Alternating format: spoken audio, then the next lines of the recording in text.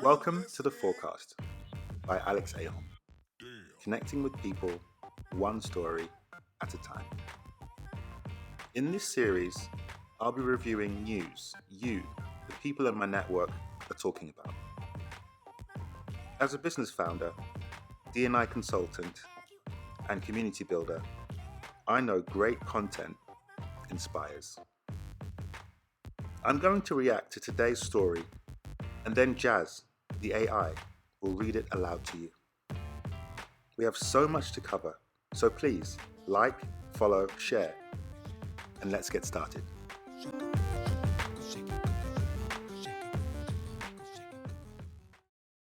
This episode, I want to talk about leadership. It's something I read a lot about. It's in my timeline almost every day, in podcast and book charts, and in the minds of many right now as we speak. But what is it? Are we born with it? And do we really want more leaders in our teams? So over the past 14 months or so, I've met with a growing number of companies that want to reach out to me to do better with diversity, better with the work from home transition, and the overall workplace experience. Of course, if anyone out there feels that their team has room for improvement, please do reach out to me on LinkedIn or by email. Let's be honest, there are two pandemics right now. COVID-19 has changed the way we live, the way we work, and our path forward.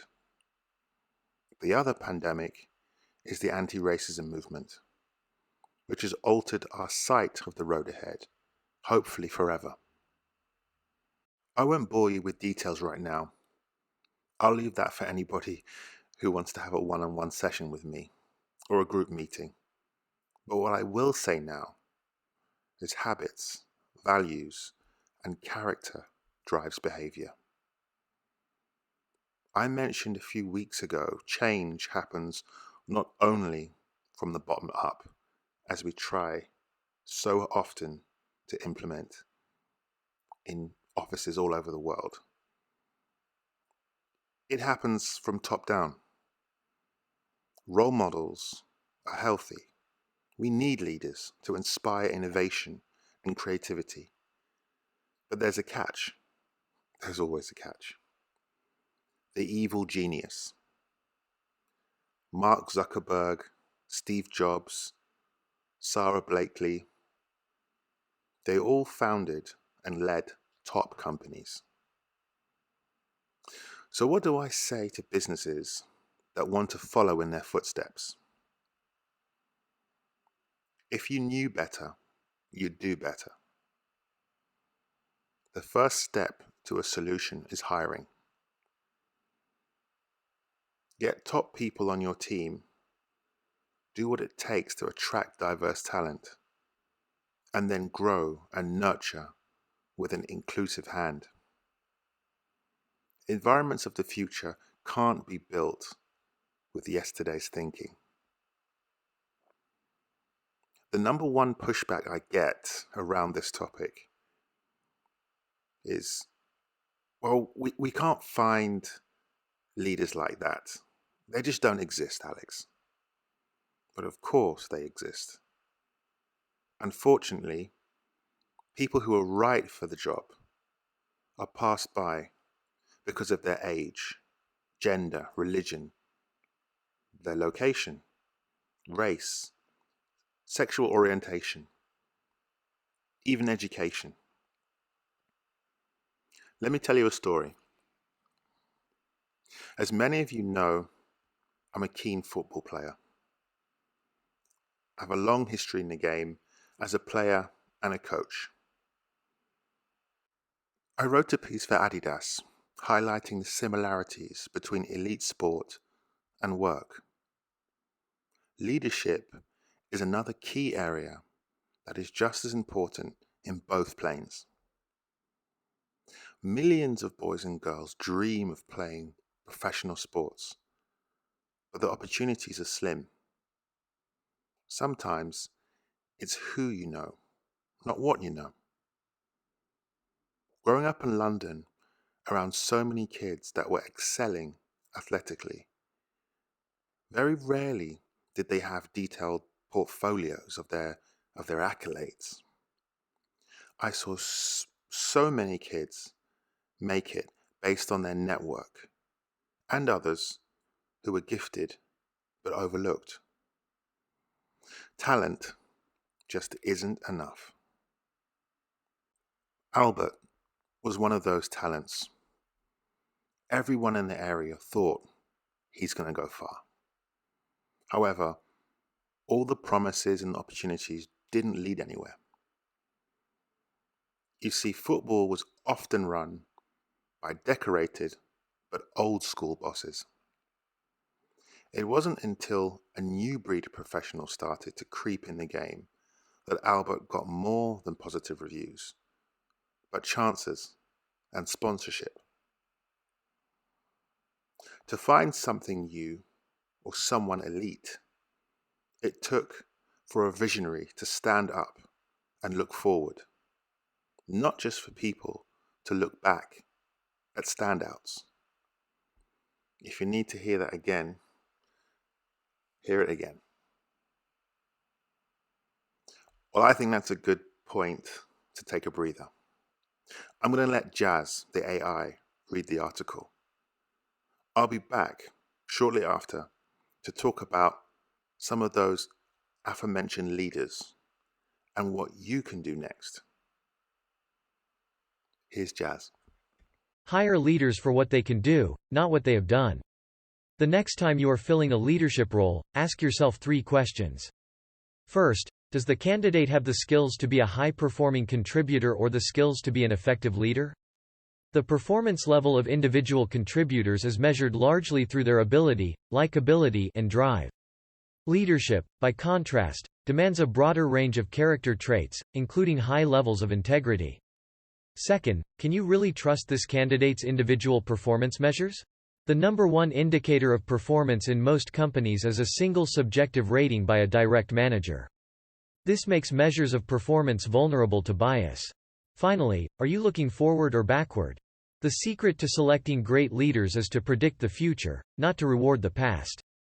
That's why you should promote high-potential people, not just top performers. 50 years have passed since the publication of the Peter Principle, but its rule still applies today. In time, every post tends to be occupied by an employee who is incompetent to carry out its duties, noted Lawrence J. Peter, the educator behind this famous work. His theory postulates that most competent people are promoted until they reach a position that is above their skill level, at which point they cease to grow. Academic studies show that promotions are still largely a reward for past performance, and that organizations continue to assume the attributes that have made someone successful so far will continue to make them successful in the future, even if their responsibilities change. This may explain why there are still a large number of incompetent leaders. Organizations that wish to select the best people for leadership roles therefore need to change how they evaluate candidates. The next time you are filling a managerial position, ask yourself 3 questions.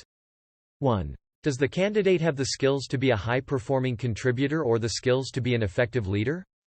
The performance level of individual contributors is measured largely through their ability, likability, and drive.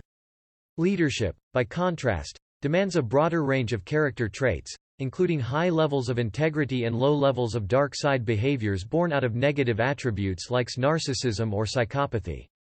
The difference between these 2 skill sets explains why great athletes often end up being mediocre coaches, and vice versa, and why high performers often fail to succeed in leadership positions.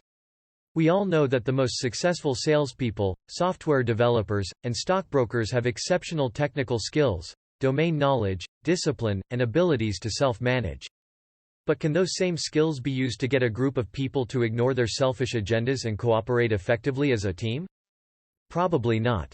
Leaders do need to obtain a certain level of technical competence to establish their credibility, but too much expertise in a single area can be a handicap. Experts are often hindered by fixed mindsets and narrow views, which result from their years of experience. Great leaders, however, are able to remain open and to adapt, no matter how experienced they are. They succeed because they are able to continually learn. This has been proved in many situations, particularly in the area of sales. A recent academic study of over 200 firms found that performance as a salesperson was negatively correlated with performance as a sales manager. If you promote your number one salesperson to management, you create two problems. You lose your top salesperson and you gain a poor manager. 2. Can I really trust this candidate's individual performance measures? The most common indicator of someone's performance is a single subjective rating by a direct line manager. This makes measures of performance vulnerable to bias, politics, and an employee's ability to manage up. Although peer-based and network-oriented performance management is growing, it is still in its infancy. As a result, performance measures may not be as reliable as you think. This is likely why women still tend to be promoted less than men, even when their performance is identical.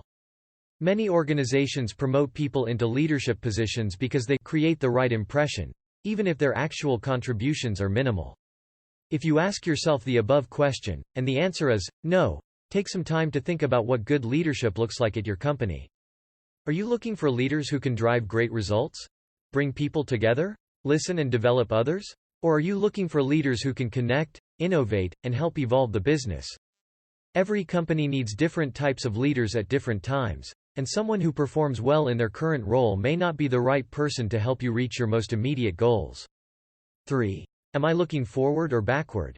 The secret to selecting great leaders is to predict the future, not to reward the past. Every organization faces the problem of how to identify the people who are most likely to lead your teams through growing complexity, uncertainty, and change.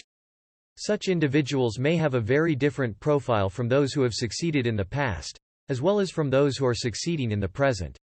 Avoid promoting entirely based on culture fit. Although you may have good intentions in doing it, it often results in a lack of diversity of thought and outdated leadership models. In today's ever-changing world, businesses are expected to grow as fast as the technology surrounding them. Their models must be in constant transformation. What worked in the past and what is working in the present may not work at all in the future. Companies, then, need to get more comfortable thinking outside the box. This means taking misfits, or people who think differently, and placing them into leadership roles. Give them support and time to prove themselves. This is just one way to deepen your leadership pipeline. You should also take an extra look at the people who may not be ready, and analyze them on the basis of their ambition, reputation, and passion for your business. Often the youngest, most agile, and most confident people turn into incredible leaders, even though their track record may not be the best. Mark Zuckerberg, one of the most successful CEOs in decades by many measures, had almost no business experience before he started Facebook. Steve Jobs had not run a large company before Apple, yet he had the insights, connections, and drive to make it a household name. It's time to rethink the notion of leadership. If you move beyond promoting those with the most competence and start thinking more about those who can get you where you want to go, your company will thrive. In other words, start considering those who have high potential, not just top performers. Hi, and welcome back. I miss working in teams I can stand next to. You can't copy and paste camaraderie. However, there's so much I don't miss about the past. I'm very hopeful for the future. I've spoken to a fair few people from sought-after startups like Facebook and Google. They all say there's an element of crazy professor in notable and charismatic leaders, but ultimately, their high-performance teams thrive because they look to the future. Leaders hire less on degrees and more on character these days. So encourage new ideas. Look into hiring from different pools and give people the freedom to question. After all, that's what those titans we spoke about did. Tell me, could you build a team where it's not clear who's in charge? Or is the job title more important? Let me know. Well, that's all for now.